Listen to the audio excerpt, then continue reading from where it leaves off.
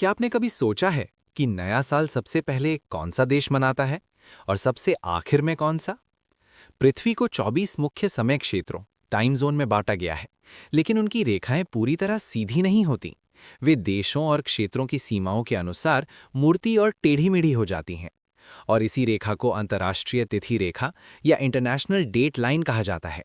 यही वो जगह है जहां एक नया कैलेंडर दिन शुरू होता है और पूर्व से पश्चिम की ओर बढ़ता है। इसलिए हमें उस देश को ढूंढना होता है जो इस रेखा के सबसे नजदीक हो। और वही है किरीबाती, प्रशांत महासागर में स्थित एक दूरस्थ द्वीप राष्ट्र, जिसकी आबादी लगभग 1,20,000 है, जिसके बारे में आपने शायद ही कभी सुना होगा।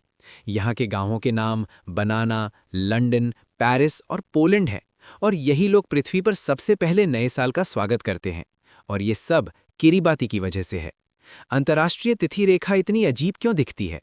पहले ये देश के बीच से होकर गुजरती थी, लेकिन ये सुनिश्चित करने के लिए कि राजधानी के लोग और बनाना गांव के निवासी एक ही दिन पर रहें, 24 घंटे के अंतर पर नहीं, उन्होंने इस रेखा को कई हजार किलोमीटर तक खिसका दिया। किरीबाती के बाद नया साल न्यूजीलैंड, ऑस्ट्रेलिया और एशिया में आता है, फिर पश्चिम की ओर यूरोप और अफ्रीका तक पहुंचता है, और उसके बाद ही अमेरिका में पहुंचता है।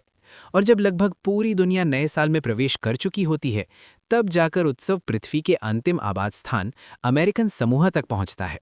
ये अमेरिका के द्वीपीय क्षेत्र हैं, और दिलचस्प बात यह है कि सिर्फ 70 किलोमीटर दूर अंतर्राष्ट्रीय तिथि रेखा के दूसरी ओर समोआ नामक देश है, जहां समय का अंतर 25 घंटे का होता है। कुछ लोग तो इस अनोखे अवसर का फायदा उठाकर पहले समोआ में नया साल मनाते हैं, फिर नाव या विमान से अमेरिकन समोआ पहुंचकर दोबारा जश्न मनाते हैं। और अब देखें बेकर आइलैंड और हाउलैंड आइलैंड, ये भी अमेरिकी क्षेत्र हैं।